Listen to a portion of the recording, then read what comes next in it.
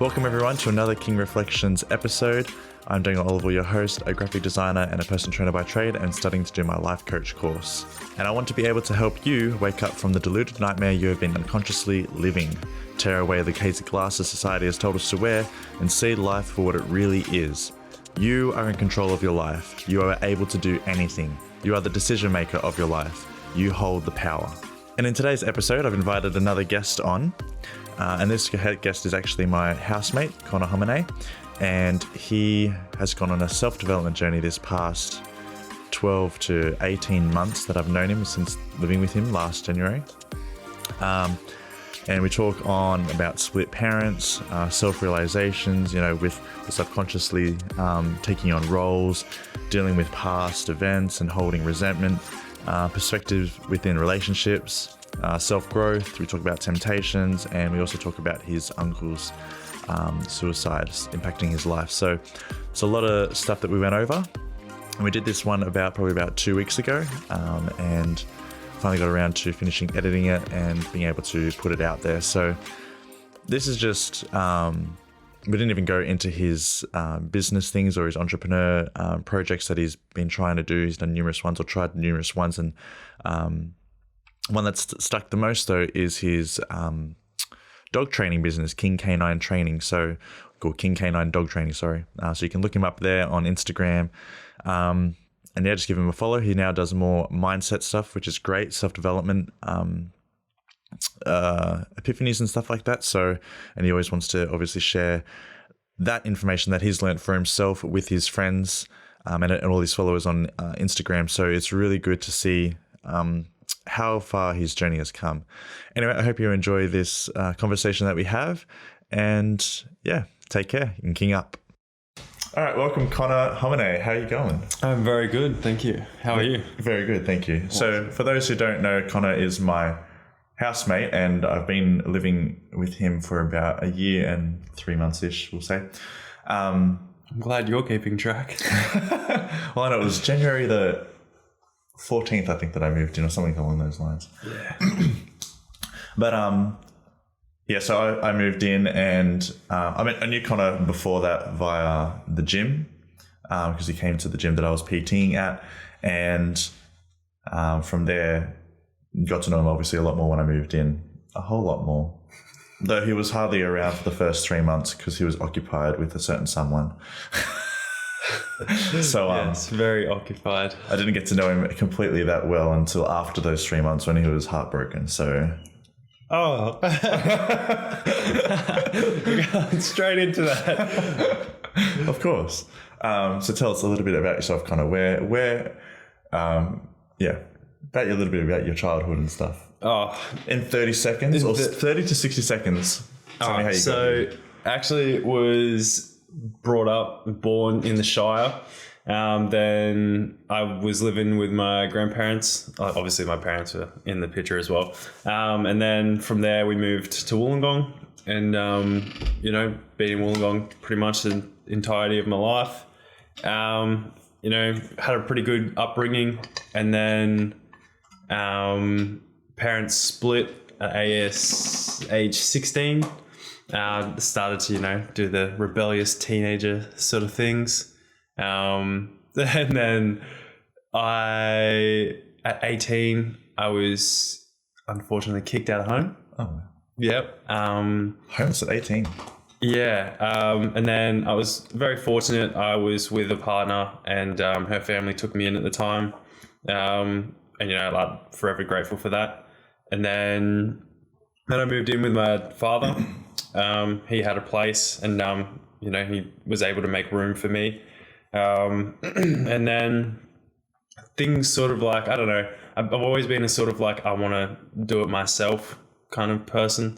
And so I didn't really feel comfortable living with my dad. It wasn't like there was a problem or anything like that. I don't know, there was something about me that wanted to sort of it was time for me to go on my own, leave the nest. So I was there for probably not even 6 months. And yeah, I moved in with Lance, which is where we're at now, and the journey's been the way it is, I guess. Very good. Okay, so back to, I want to know, what was it like having or split parents, like when they split, what brought on, what thoughts? It sucks. It sucks because, and like, I don't know, anyone that sort of has gone through the whole, split parents situation, it really depends on your age and where your maturity levels are at. I was obviously going through a very hormonal stage of my life. So like, the testosterone was starting to like build up in me, and like, I thought, like I could just do anything and everything. And I was very immature. But at the same time, I had to mature, I thought, quickly, because like I have younger siblings. So like in my head, I thought, like I've got to take that father figure, I've got to take that manly role, which really was just putting a lot of pressure on myself and caused me to, do, some silly actions. I don't know. It's hard to sort of like sit here and go like all the actions I did were negative, but I don't know. There's some things I still hold to my heart. Like I know I made the right decision no matter what the outcome was. And like I wouldn't change anything. Like I wouldn't go back and change it. I think I'm going off topic, but No. Yeah, as for like going back to like your age, I think when you are younger, I mean, it's probably a bit easier because you've grown up with your parents being split, so you kind of don't really know any different. But when you've had like that experience of like your parents being together for a long period of time, because I was 16 when they split, so I was used to like the happy families. Like that was, something that, and when it ended, like that was it was done. Like there was a very slim chance for it to ever be the same again. And so knowing that was never going to happen again, that was very hard to sort of understand and accept. So that's the hardest part, is like wanting something that you can't have, and it's not good for the situation. So like you have to just grow and learn to accept it. Okay. Did you actually ever blame yourself for their split? Like, did the parents did they actually, that question, but also you said you took on the role. Mm-hmm. Did they put any pressure of that? Did your parents say, oh, now you got to take care of your siblings? Yeah, no. So it was never like, they would always say, like, I still feel this now, like, however many years it's been, like I still have this, I actually like blew up at my sister, not at her, like it was her fault or anything, but like I was just venting. But yeah, so I never blamed myself, and I don't think me or any of my siblings did, because we were very aware of how my parents' relationship were, as much as I think that we weren't. Like we seen it all, or I seen it all anyway. I kind of predicted it. Oh my God, I can't even say it. That's right, predicted it, yeah. Yeah, like it happening. So I don't know, I guess I probably like over manifested and sort of like, anyway, it ended up happening. So, but yeah, I don't blame myself. Like at the end of the day, like,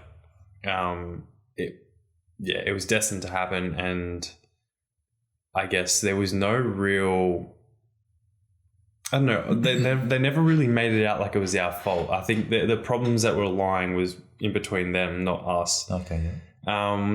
That's good. Yeah. Yeah. But then with like me taking on that role, that was just like a egotistical thing, I think, for myself. Like I think, because I was the eldest child, I am the eldest child, and I was, the male of the house for that certain amount of time. I just, young kid full of testosterone was just going like, well, I'm the man of the house now. I took my opportunity, I claimed my rank. But as I got older and as I matured, and especially after I moved out, I held a lot of resentment and a lot of anger towards my mum for kicking me out. And I didn't speak to her for 2 years, probably longer. Wow. So there was no contact. But as for the time that I was there, I did, I don't know, I think I made it very difficult for her, which at the time I didn't really think that way. I was just sort of trying to look out for myself and my siblings. And there are a lot of the time where there was it's kind of hard to actually say this because like I'm on good terms with my mum at the moment. So like I don't see her the way I used to. I've learned to, not hold on to things as much anymore. And it used to bother me. So I used to be able to be very passionate about how I felt and how like talking about it. But now it's kind of like in the past, like kind of just let it go. Like there's no need to hold on to that sort of things. But basically I used to just have a lot of hate towards my mum. I used to be super resentful because like I would blame my mum for the reason why my parents split up. And then like the way my mum would act didn't actually help the situation. I feel like, I don't know. I feel like I can't judge someone on how they parent because, you don't really know what's going on through how they're feeling and their situation. Everyone reacts differently to the way things happen. And so, yeah, it wasn't great. Like you could put it down in the category of mental abuse. That was the hardest thing for me to overcome. And I think I have to take some sort of accountability because I probably didn't help myself in this situation. But, it's helped me grow and recognize different, like flaws and traits in people and how they treat people. And, I can see things a lot quicker, whereas I feel like most people would sort of miss those kind of signs. But yeah. So you pick up on the subtle cues of this, you could say the strain in their voices of deceit or even in just their actions and their facial expressions. Yeah, basically I learned really quickly when people are lying to me. Because like a lot of the time my mum would lie, and I know she was only trying to like protect me in her sense. Like I assume that's what it was. But it got to the point where like it almost made me feel like she was believing her own lies. And I'm here going like, no, this ain't. But think about it. I was a 16-year-old kid, like, and then turning 18. Like, I think that's a very crucial part. Like you kind of need some sort of like guidance and discipline between those 2 years because you're a boy and like we do dumb shit, like, and we don't have that sort of sense of control. Because like I've got a lot of respect for my parents' opinion, and I think that saved me a lot in the long run because I would sort of think before I did things, although I don't as much now. But like at the time, like even at school, I'd be like, oh man, if the teacher tells my dad that I've done this, I'm getting it. Like he's gonna hand me the boot. So I was I had a lot of respect. I wasn't scared. There was a lot of respect. I didn't want my parents to think low of me. Not that they ever would, but like I never wanted to, put them in a situation where they had a shit of a kid. So I think that saved me a lot, and like that's where I'm very grateful for like my parents sort of like helping me learn respect and having value in who I am, even though like it was more or less like not wanting to disappoint them. But yeah. Now you said before that you got kicked out of home at what age, sorry? I was 18, yeah. 18. And you moved in with your partner at the time. But you told me before at one stage that you were living in your car? Yeah, I don't like to really... Oh, I'm happy to talk about it. But yeah, I didn't tell anyone. I just sort of like... Yeah, so basically at that time, it was a very low point, and like I didn't want to be a burden to anyone. And I didn't want to like, so yeah, it was just me and my dog. And I think it wasn't a very long time. But yeah, no one really knew about it. So yeah, I don't know. I think it was one of those moments where it was more or less, I kind of wanted to get caught. Like, and like, this is like, we're like a toxic trait that I guess I had. Like, I wanted that attention. Like I wanted the feeling of someone actually caring. Yeah. So I kind of like put myself in that position of like, oh yeah, maybe if I stay in my car, someone will see that, and then someone will be like, oh, Connor, what are you doing? And like, that is so, I look at that and I'm like, I'm so glad that I've grown from that stage, and like I'm being able to recognize that was just an absolutely stupid and immature thing to do. Like, for goodness sake, how the hell was I supposed to live out of my car? Like, that's just ridiculous. But I think I do appreciate how you said that you wanted attention. It is a cry for help. It was you really showing that, I'm not getting the emotional support that I need right now. And it seems like no one cared, or no one put in effort to. But it's definitely the wrong way to go about it. Like, of course, you were young and immature, but I don't blame you for having that mindset at that young age and taking such an extreme action. Yeah. And so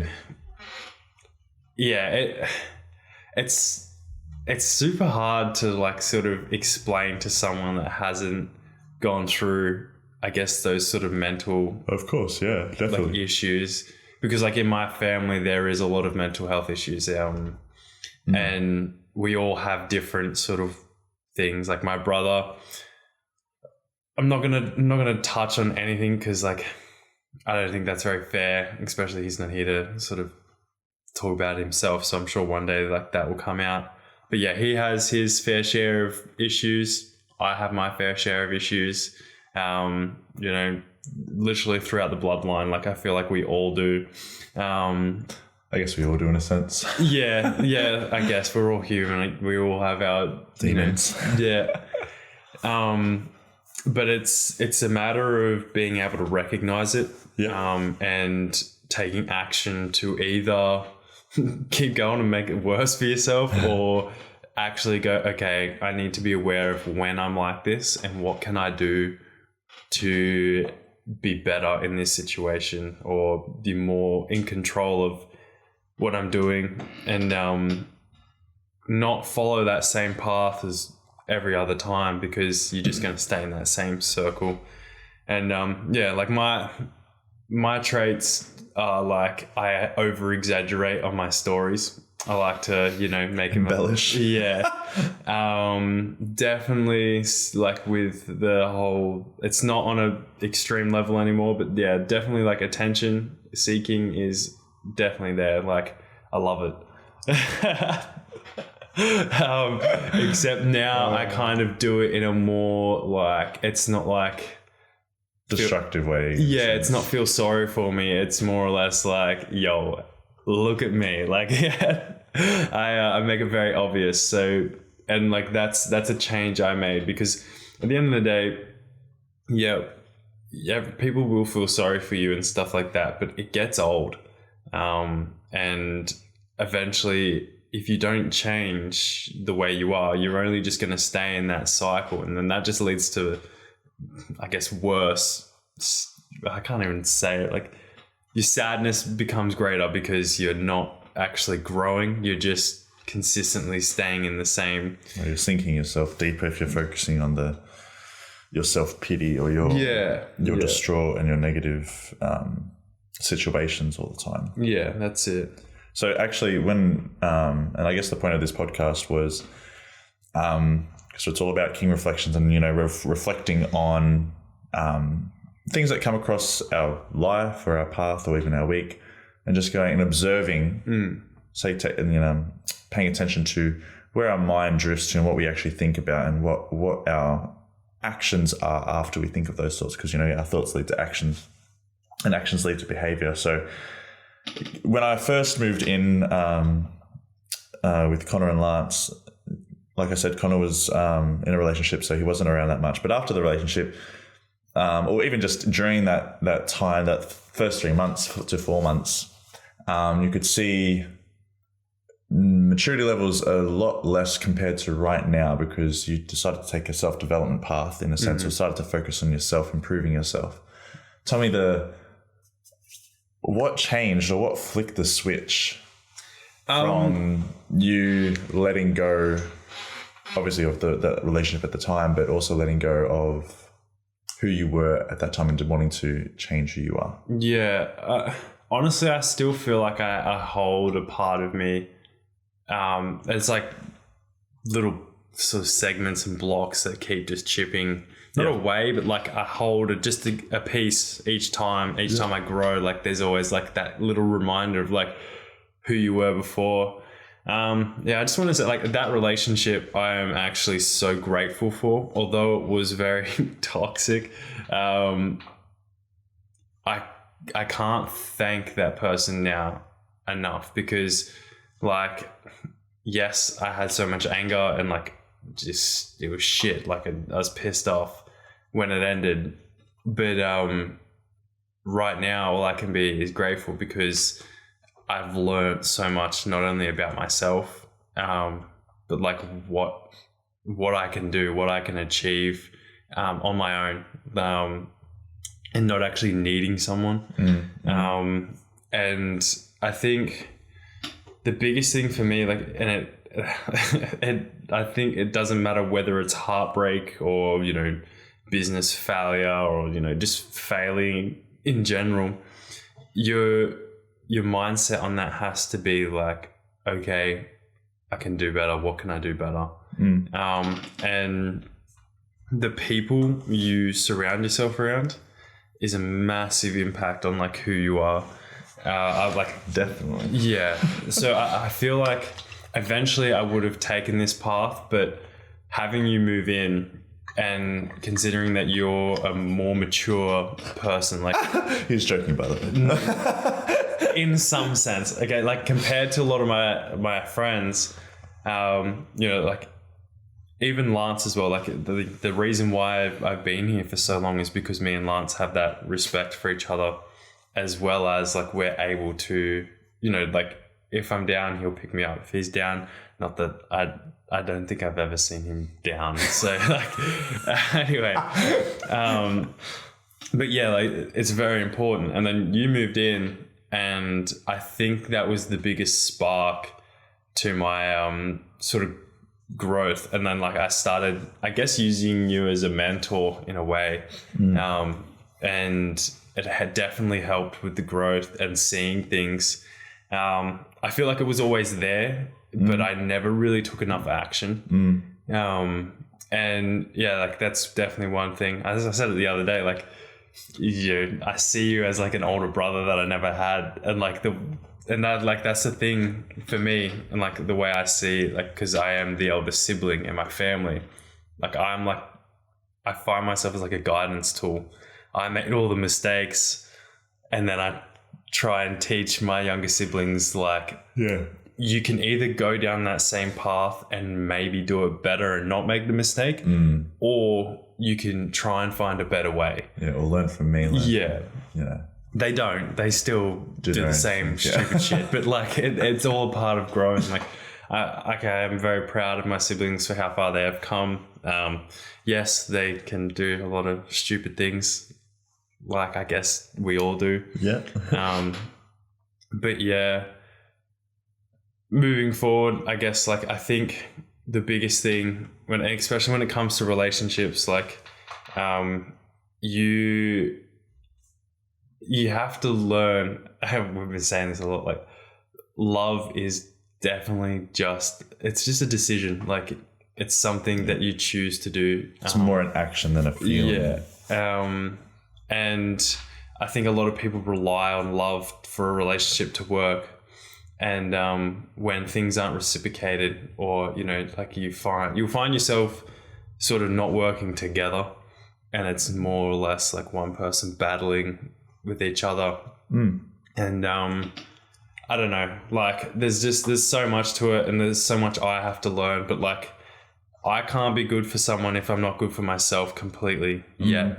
So like, I need to be 100% confident in who I am before I can go, okay, I'm ready now to be a part of someone else's life and take on, because like we all hold so many expectations, and you can't expect someone to be exactly like you, and you can't expect someone to want to do all the things you want to do. And like, you know, we get fed all this bullshit on social media, like, you know, like two people have to be exactly the same for it to work. Like, there's so many things just out there, like, that sort of so misleading.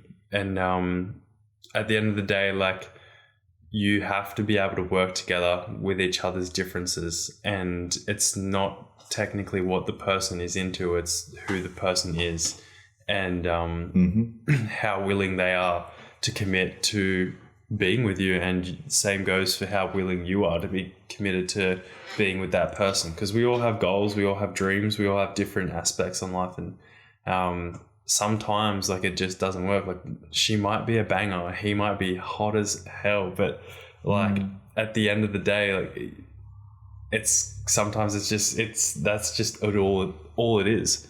And you can't just go off physical attraction, even emotional attraction. Like, you could be so emotionally attracted to someone, but like, can become toxic in the end. Yeah, well, that's it. Like, there's so many different things, and like, I don't want to put too much of a negative thing onto it, but like, a lot of relationships fail because people are just like so infatuated with just being in a relationship because they see all these social media relationships and like these influenced relationships, and like, they have their problems too. They just don't show, which is very unfortunate, because like, I believe social media is the best thing in the world. Like, marketing reasons, growth reasons. There are so many things out there that are really good for helping with mindset, but we are so attracted to like what is appealing to the eye, and not really, like, no one wants to hear about, how to focus on yourself. Everyone wants to just see, the G-Wagons and the, boob jobs and big asses and, abs and pecs and stuff like that. They want to see all the success. They don't want to see the grind. And that's what a relationship is. It is a grind. It's just like going to work every day. Like, instead it's not just like, you work 8 hours. Like, you're working all the time. Yeah. Like, and you have to, it's just a mindset. Like, because eventually you're going to have a family if that's the right person. And then you got to look after kids. And if you can't look after yourself, and then if you can't be able to help communicate and respect another person, then how are you supposed to continue on with having children and teaching them about life? I think a lot of relationships that I've witnessed or observed, I should say, to me, they take it as like a trophy. It's a trophy thing. Oh, yeah, me and my partner, we met somewhere, hooked up a couple of times and thought, oh yeah, we like each other. We are attracted to each other.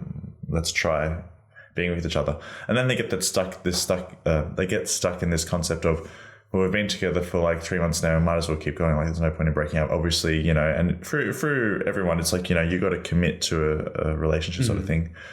But if there's no commitment to actually exploring what the person needs, the other person needs and wants, also what you also need and want, it becomes a one-on-one against each other rather than a teamwork together to build each other up. You're always constantly tearing each other down, calling each other names, and always pulling out each other's flaws. And I think that's a very I don't know. I guess it's hard because, like, with the experiences that I've had,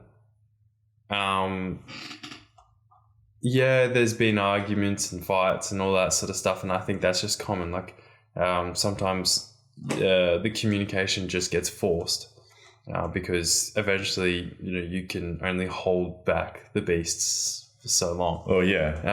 And it's our own fault for holding those back, because we obviously. Yeah, exactly, because we care too much about the person's feelings, but when really we're caring about ourselves, really. Yeah. If you turn it around. Yeah. I just don't want to get blasted by this person. I have to deal with their emotions. Yeah. So. For upsetting them. But I think a lot of people these days, they do fall very easily. And then, heartbreak sets in, and then that's when it becomes very like, this wall is up.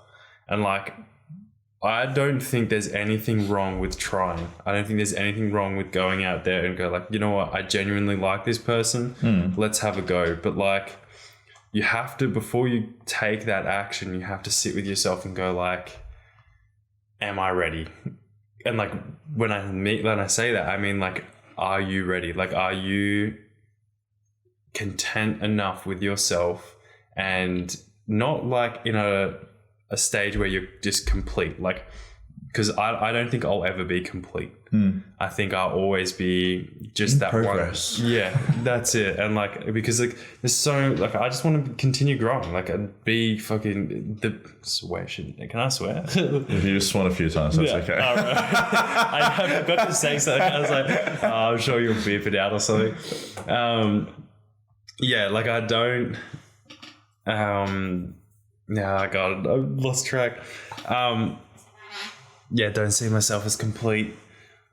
There's always progressing. You can always grow. There's always potential to. Well, yeah, you'll notice that even when each year, as you grow older, how much more things don't affect you, and how much you've learned to. And also learn other things of how much they affect you, if that makes sense. So it's a constant observation. Obviously, there's a lot of people that just ignore all these subtle things and they don't pay attention to it. And obviously, they stay stuck until someone actually does really point it out to them. But there's always room for improvement. Yeah.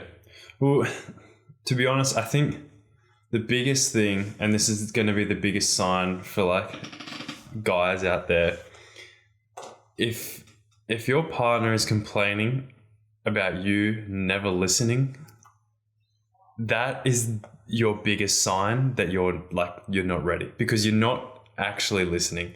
Okay, if they don't feel like you're listening, then clearly you're not. And if you can't, like, I get it if you're busy, I get it, there's always like the wrong time and all that sort of stuff, but you need to be able to go like, okay, well, I wasn't listening, be aware of it, and then actually change your actions. But if you're continuously not listening to the other person, then you don't actually care.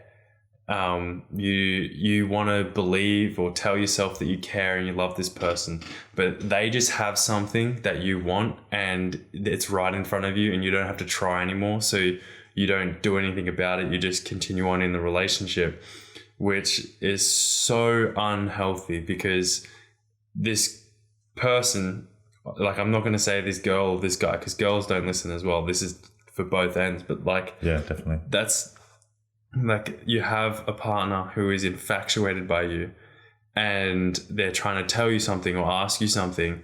And yeah, you heard them, but you don't actually either reciprocate or, continue on with whatever it is. Like, yeah.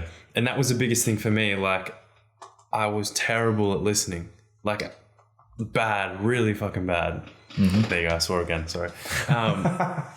Yeah. Like, and that's my biggest recognition of like, okay, that's one of my biggest flaws, where I don't listen. And like, the biggest thing that I'm scared of, I have fear towards when it comes to a relationship, is I become comfortable, and I completely, because I've got my biggest desire, and like, that is my biggest desire.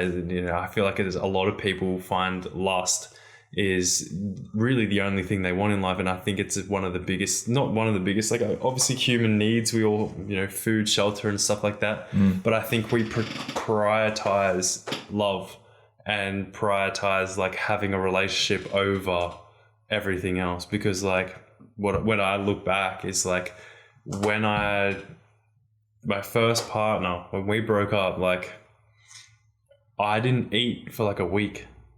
So like, I put the love that I had over food. And like, that's where you got to go like, okay, holy shit, you are so out of order right now. You need to get yourself together and literally just focus on you and where you're going and how the hell you're going to figure yourself out.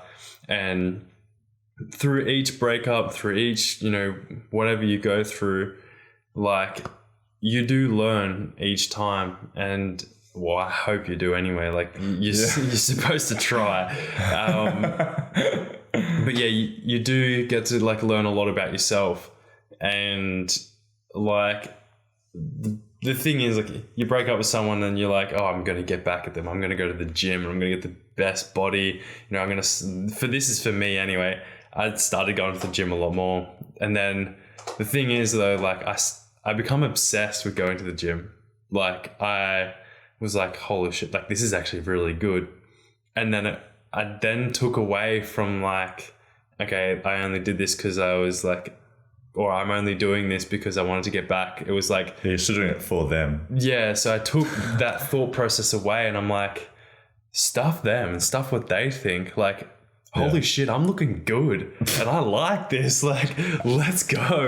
Let's send this. And then you start studying, like, what can I do to better? And then your focus goes away from them and you start channeling it into yourself. And then it goes from like the gym, and this is just speaking personally, like from my experiences, to business wise. Like I want to start making money. Like I want to start, you know, creating a fortune for myself and for my future family. So what am I doing right now that's like, why am I not happy? Maybe it's because like I'm not working hard enough, or I'm not doing things that I love. So you then start searching for a passion, and you then, once you have that sort of like goal and that, you know, expectation of yourself and like something to reach, relationships start to creep down to where they're supposed to be. And for me right now, I'm not searching for a relationship anymore. Yes, I would love one. I mean, I'd be lying if I said I don't want one. But that it's just, for me, I'm too aware of who I am right now. And I'm probably like the most aware of who I am right in this present time, to know that a relationship right now would really put a hump in my progression. And it would probably bring me to a halt. I know I'd probably fall back into old bad habits. So at the moment, I'm kind of avoiding the whole relationship scene. I'm more or less just sort of focusing on myself. But there's definitely times where I give in, and I make some bad decisions. I wouldn't call them bad decisions. I kind of don't really believe in bad decisions. I mean, yes, we can put a label on that. We can say, oh yeah, it probably wasn't the right decision. Wasn't really thought out decisions. But yeah, like the thing lessons is, to learn decisions. In this particular category of decisions, Daniel, I can't say it's a bad decision, because then that's a reflection of the other person. And no, not at all. No, like, because you can because like you were saying before, if you're not ready, you can make a bad decision by going into the relationship. It's not them being bad, a bad decision. It's probably just the wrong time for yourself. Okay, well, in that aspect, then yes, okay, but. I mean, sorry. If it came across that I was suggesting or making the assumption that the person was a bad decision, not at all. I never think that. I think of the person who's making the decision, because we are responsible for our own decisions. The other people that are involved actually have no. In the end, when you really take accountability of yourself and your actions, they have no part or take in your decision making. Like, yes, they might have tempted you, but it was your lack of self-control. Not saying you specifically, I'm just saying in general. It's that person specifically not having self-control over their own temptations and their wants and desires. And that's the bad decision. They've fallen into that temptation. And it's a learning. Obviously, it's not judgment towards them. It's just a mistake that they have made. And we're all human. We all do make bad decisions in that connotation. But nothing against the other people who are involved. Like, of course, they've got their own lives, and I don't know any of those people enough to say what was a good decision or a bad decision. But I guess in a sense, if it's making you learn, it's a good decision. Well, there you go. But see, on the topic of like temptation, I challenge, like honestly, like I challenge you guys, and this is something that I've been challenging myself, is learning to be able to say no. And especially, yeah, but especially for guys, because, like, I need to like put this in a way where it doesn't sound sexist. Not even that. It's because if you don't say no to some situations, and I can sit here and say the drama, not from the other person, but the amount of emotional strain and stress that you put on yourself because, again, the other person's not meeting your expectations. But I'm talking more in a sense of there's no emotion connected at the moment. It's just a bang bang thing, just in and out. Oh, you mean a one night stand sort of concept? One night stand, or like a continuously one night stand with the same person because they're available through Tinder or something like that? Yeah, something like that. Okay. Now, let's say this is a scenario. This certain person messages you, hot, let's get it on, like bang, let's go, potato in the oven. All right. Isn't that pregnancy? Yeah, it doesn't matter. All right. So they do that. Now, as a guy, especially if you're attracted to this person, it's very hard to say no, especially like, okay, and most guys, we're not busy. Like, we always have time for that. Okay. I'm sorry. It's just facts. And if you don't have time, you make time. Now, look, if you can sit there and you know you can, but you go, look, no.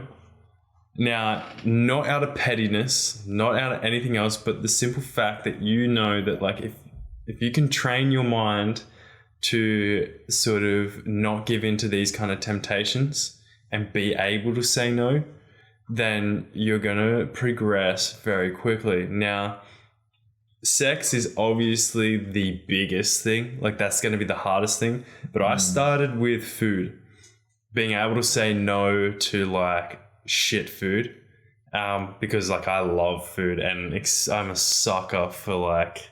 He was eating my donuts the other night. Exactly. All of them. Yeah.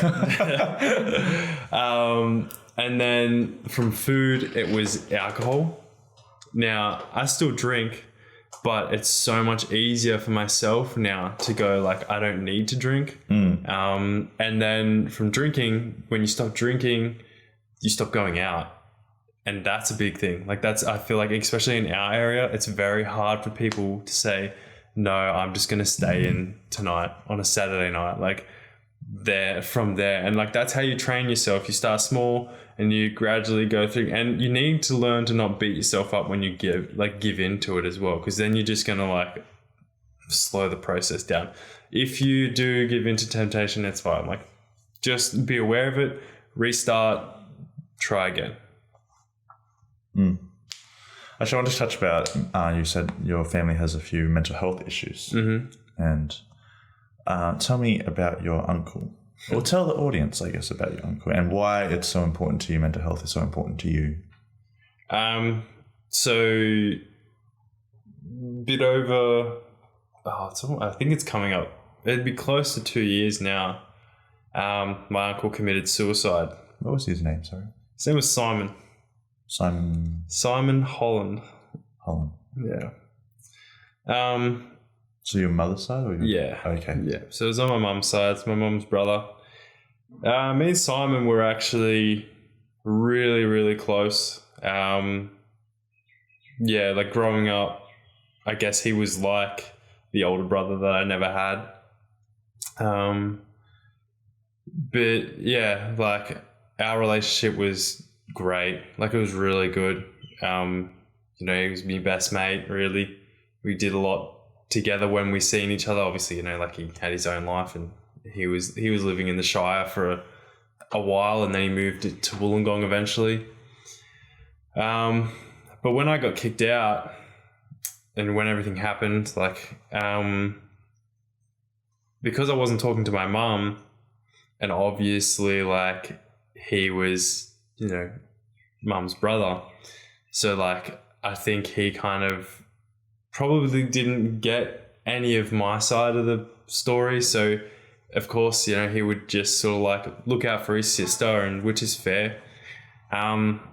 So I had no idea he was going through depression. I had no idea that he was, you know, he got injured at work and it led to not being able to work, and then all these sort of things. I honestly was so unaware of it. I thought he was just being as stubborn as we all are in this family. And yeah, one day I was, you know, just casual day, coming home from work, and my dad called me, and he goes, "Hey mate," and I was like, "Oh, how you going, Dad?" And he goes, "Oh, look, what are you doing?" And I was like, "I'm just driving." He's like, "You might want to pull over." And I was like, "Oh no, it's all good. What's that?" He goes, "Your uncle's dead," just like that. And I was like, at first I was like, "Huh? Like who?" He's like, "Simon, mate." And I was like, "Oh, right." Did you pull over this time? No, I didn't pull over. You have to understand now, I was in such a hate mindset towards my mum and that whole family. Like, I did try to call my uncle on his birthdays, like, and he didn't answer. You know, like, I did try and reach out to him. So, like, I hated them. Like, I hated them so much. Like, you know, the lack of love and care that I got was really shit. And, like, my mum, you know, one birthday, instead of just messaging me, she did a Facebook post. Now, a lot of people would be like, "Oh, you know, you be grateful for the Facebook post." And I am grateful for the Facebook post, but it wasn't because it was my birthday. She just wanted to show everyone that she cared. Like, she doesn't have to show everyone. She just had to message me. Yeah. Like, it wasn't genuine. It wasn't a genuine happy birthday. It was like, oh, even though I kicked out my son, like, we still have a great relationship. We weren't talking at all. Like, we weren't talking at all. We were, if anything, the end communication, it was an argument. So yeah, like, my mindset at the time was like, F this whole side of the family. Like, I couldn't care less. And like, when I got that call, honestly, and this is terrible, and like, it's the worst thought I've ever had in my life was like, I don't even care. Like, I didn't even care that he committed suicide. And how did you find out that it was suicide? Like, because of your dad? Dad. So it was later on in the call, that same... same call, he basically, he killed himself. Dad was very forward about it. I think Dad was a bit like, we were all feeling the same pain. At first I was numb. Like, after the whole I don't care, like, I think I just had my moment, and then like I felt nothing. And then it wasn't until, I guess, I seen my family, like my siblings, when it all hit, and like, you kind of go like, you don't even think about the hate anymore. You're just like, holy shit. And, you know, like, I am very sorry for feeling that way at the time, and I definitely don't feel like that anymore. And I'm so grateful for the time I did have with him. You know, like, it's life. And it's just the way it is sometimes. And I'm not angry at him, you know, like, it's his way. That's the way he took his life. And it's a way, like, you can't stop people from doing what they're going to do. And this isn't just like with suicide. This is in general. Like, you can't control people. No, you can help and you can guide, and that's as much as you can do. And he took his life, and he did leave a lot of people behind and a lot of people distraught. And it isn't fair. I hope he's happy, and I hope that he's, you know, feeling better now. But anyone that like experiences loss, especially to suicide, they will know that it's like, it is hard, and you do have your days, and like, a lot of the time you just remember the good times. But when you slip up and you actually really get into a deep thought, and this is the hardest thing for me, and this is where I struggle with it, is like, I'm never going to see him again. Like, he's gone. I'm never going to hear his voice. I'm never going to be able to I'm never going to see him again. And like, the hardest part for me is we never got to reconnect. We were left in that hate circle. I never got to just have a beer with him and just be like, fuck, who cares about whatever happened? Like, it's over. Like, let's just, reignite and let's be mates again, and let's, continue doing stuff. I wanted to be able to show him my dog training business. I wanted to be able to, he was really into cars. I've got a nice car now. Like, it would have been amazing to be able to, take him for a spin in it. And like, they're the hard part. That's the hardest part. The hardest part is sitting there and going like, he's gone. Like, he's with me, but he's gone. And that sucks. That's, I think, for anyone that's experienced loss from suicide, is the hardest part. And he was so young. Like, he was only like 42. And, yeah, that's the shitty part. But yeah, it's life, and life is beautiful no matter what actually comes out of it. And I can't sit here all day and, go, oh, he's gone. Like, we had so many good times, and like, they're the times that I'm so appreciative of. Like, I remember he was really into his remote control cars, like petrol cars and stuff like that. And he bought this brand new one. I think he spent so much money on it. And we're out of the oval, and it went out of range, but it didn't turn off. And yeah, I just see him, I can still see him running after this car. It's going like 30 kilometers. He's just trying to catch it. It was hilarious. Like, those are the type of moments that you have to keep in your mind. And, like, the times that were fun, the times that were happy, so we went to Fiji together, and, we got so drunk. We're just doing so much dumb shit, like talking through our ass cheeks. Like, just being absolute tools. And like, yeah, they're the times you appreciate. They're the times you need to keep, and not dwell on what could have been, what could be. It's just every day. Yeah, it'll be hard. Yeah. So from the experience of your uncle passing, do you feel you now have more of a sense of other people's emotions and sort of caring of what they think and say and do, sort of thing? Yes and no. I believe that it's very important that you express yourself in the way you want to. And yes, be mindful and respectful of other people's feelings, but don't let other people control or sort of hold you back from being yourself. So it's very important to find that fine line. I now more or less try and actually help and guide the people that are doing it. So I'll use my social media to post content on development and focusing on a positive mindset, or I call it the king's mindset. So yeah, I don't hold back on what I have to say.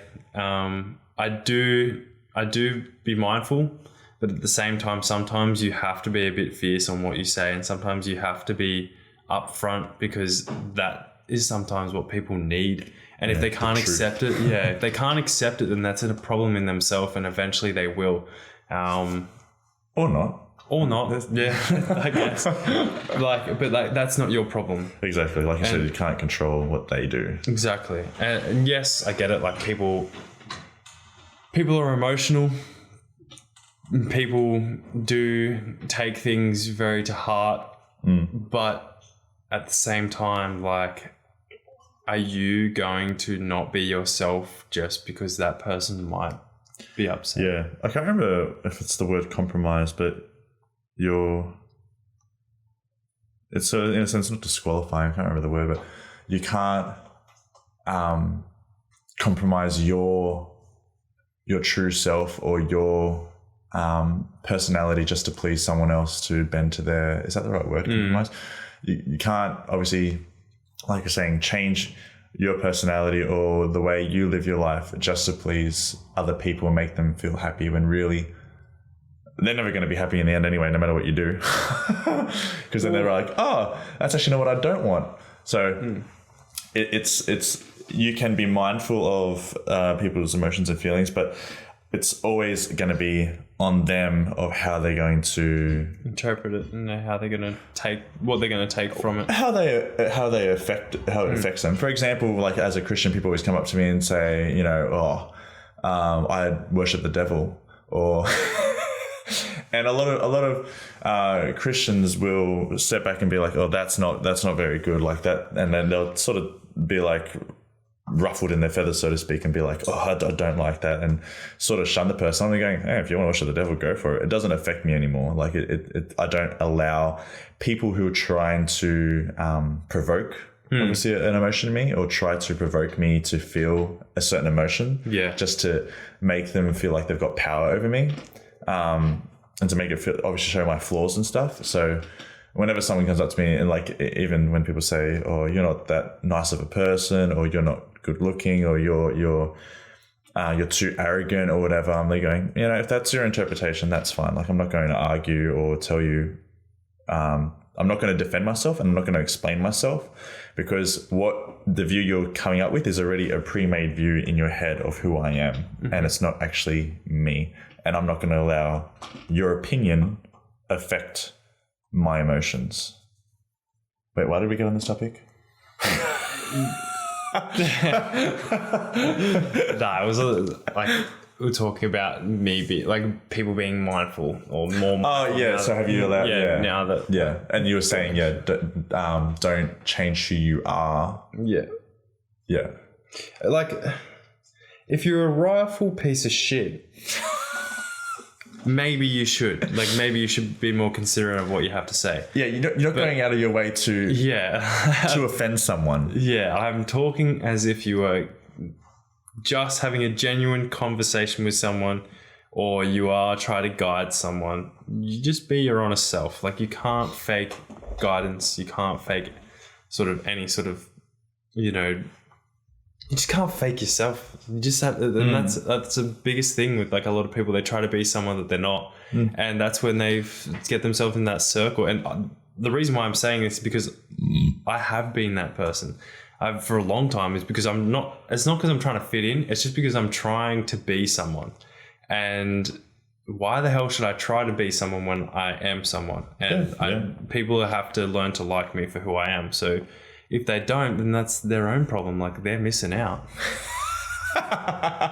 Of course. All right, and with that, we'll end it here, only because we're going to go see our Mr. Lance finish at the finish line for his first marathon. I don't know if it's his first or his second. I don't know. He doesn't say us. Oh, he runs marathons monthly, but like they're never competing. Like, he never competes. And he runs extra marathons. Like instead of a 42K apparently marathon, it goes to a 50K. Yeah. God. And he actually corrected me yesterday. Did you hear him? Yeah. I'm like, oh, so it's like 50K. And he's like, no, it's 42K, my brother. And I'm like, oh, well, just run that extra 8K since you normally do anyway. Yeah. Anyway, so thank you very much, Connor, for coming on this podcast. Thank you for having me. I'm excited to have you on the next one, and we'll talk more about your business stuff, and your business mindset, and your learning curves of going through your different businesses, because you've had multiple ideas.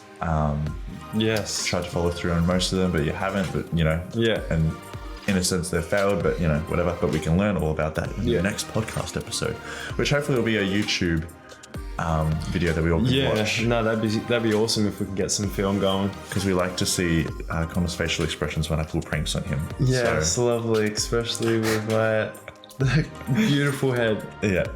So thank you very much, Connor. Thank you. Yeah, hopefully you guys listening to this loved it or liked it or learned something from it. Don't forget to give us, a review on Spotify or Apple Podcasts or whatever, or even just message on my Instagram or whatever. But you can find us at Instagram. Oh no, Connor's Instagram is King Canine Training. Yes. I don't know if you want to do your personal one, but that's his business one that you can find where he does training with his dog and stuff, and other dogs as well, obviously, because he's a dog trainer. Yes. So that's his handle. Anyway, have a good, wonderful day, and King up. See ya.